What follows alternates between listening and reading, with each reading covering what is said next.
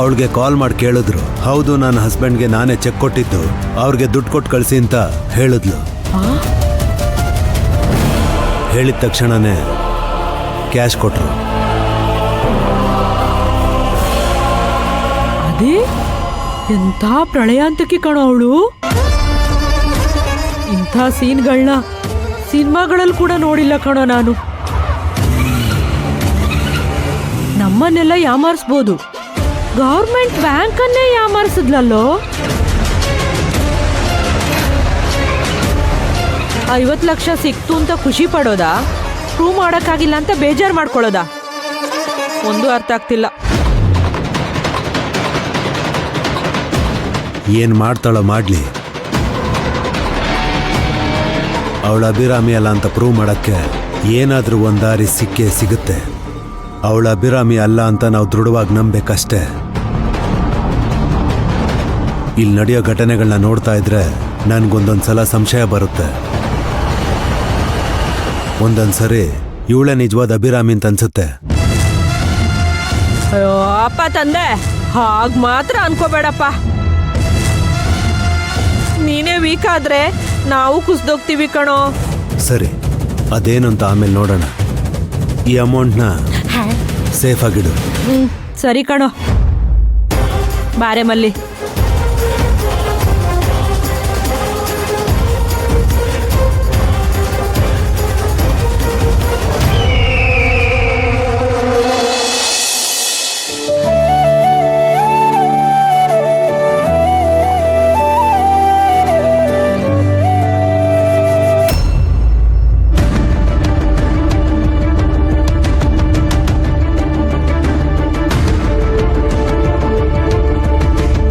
ಅಯ್ಯಯ್ಯೋ, ಜ್ವರ ಬಂದ್ಬಿಟ್ಟಿದ್ಯಲ್ಲ ಪುಟ್ಟ, ಮೈಯೆಲ್ಲ ಕುದಿತಾ ಇದೆ. ತಕ್ಷಣ ಹಾಸ್ಪಿಟ್ಲಿಗೆ ಹೋಗ್ಬೇಕು. ತಡಿ, ಮಾವಂಗ್ ಕಾಲ್ ಮಾಡ್ತೀನಿ.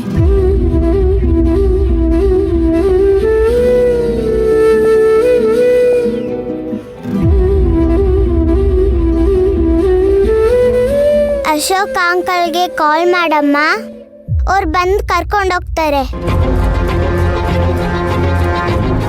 ಬೇಡ ಪುಟ್ಟ, ಅವ್ರಿಗೆ ತೊಂದರೆ ಮಾಡೋದು ಬೇಡ. ಅವ್ರು ಬ್ಯುಸಿ ಇರ್ತಾರೆ. ಮಾವ ಬರ್ತಾರೆ, ಇಲ್ಲ ನಾನೇ ಕರ್ಕೊಂಡು ಹೋಗ್ತೀನಿ.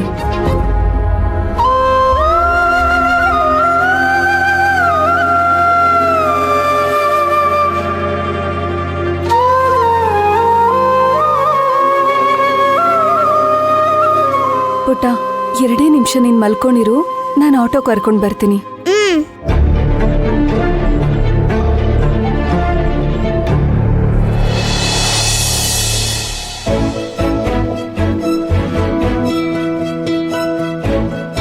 ಅಶೋಕ್, ಫ್ರೀ ಇದ್ದೀರಾ ಇವತ್ತು?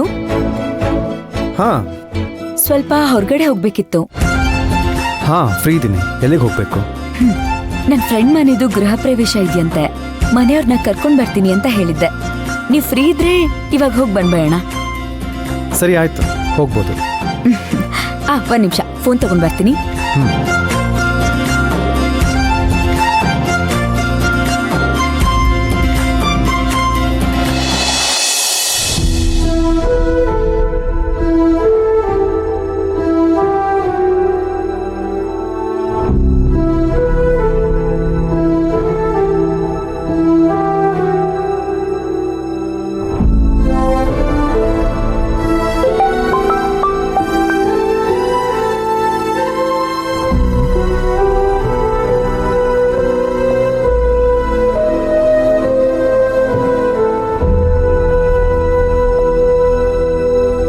ಏನ್ ಮಾಡ್ತೀಕ?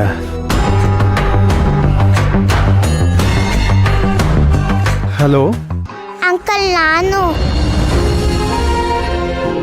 ಹೇಳ್ಬಿಟ್ಟ. ಅಮ್ಮ ಎಲ್ಲಿ?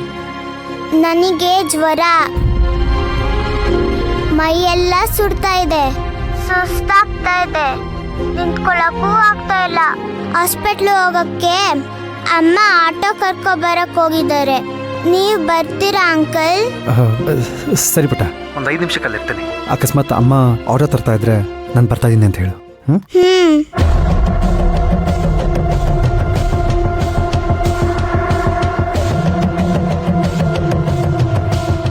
ಕಮಲಮ್ಮ,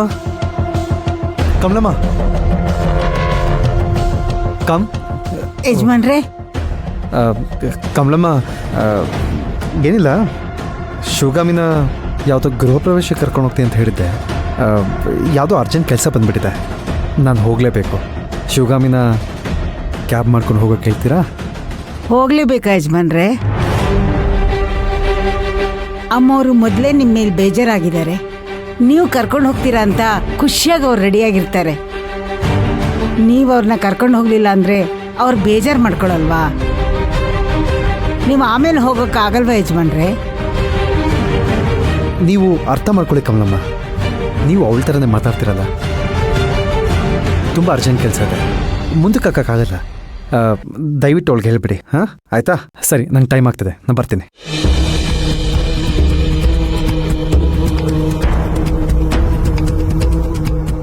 ಯಾಕೆ ಯಜಮಾನ್ರಿ ಈ ನಡುವೆ ವಿಚಿತ್ರವಾಗಿ ಆಡ್ತಾ ಇದ್ದಾರೆ?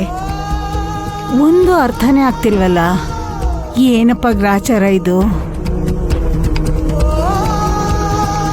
ಕಮಲಮ್ಮಜ್ಜಿ ಏನ್ ಯೋಚನೆ ಮಾಡ್ತಿದ್ದೀರಾ? ಅದು ಯಜಮಾನ್ರು. ಓ, ಯಜಮಾನ್ರು ಫುಲ್ ಬ್ಯುಸಿ ಇದಾರಲ್ವಾ? ಯಾವ್ದೋ ಅರ್ಜೆಂಟ್ ಕೆಲ್ಸ ಬಂತು ಅಂತ ಹೋದ್ರಾ? ಹೌದು. ಇದೆಲ್ಲ ನಿಂಗೆ ಹೇಗೆ ಗೊತ್ತು? ನಂಗೆಲ್ಲ ಗೊತ್ತು. ನೀವು ಜಾಸ್ತಿ ತಲೆ ಕೆಡ್ಸ್ಕೋಬೇಡಿ.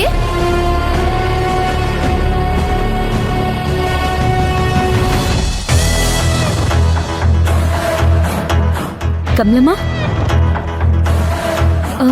ಅಶೋಕ್ ಇಲ್ಲಿ ಕಾಣಿಸ್ತಿಲ್ಲ. ಅದು ಯಜಮಾನ್ರು ಏನೋ ಅರ್ಜೆಂಟ್ ಕೆಲಸ ಇದೆಯಂತಮ್ಮ, ಅದಕ್ಕೆ ನಾನು ಅರ್ಜೆಂಟಾಗಿ ಹೋಗ್ಬೇಕು ಅಂತ ಹೊರಟೋದ್ರು. ನಿಮ್ಮನ್ನ ಕ್ಯಾಬ್ ಮಾಡ್ಕೊಂಡು ಹೋಗಕ್ಕೆ ಹೇಳಿದ್ರು. ಕ್ಯಾಬ್ ಮಾಡ್ಕೊಂಡು ಹೋಗಕ್ ಹೇಳಿದ್ರಾ?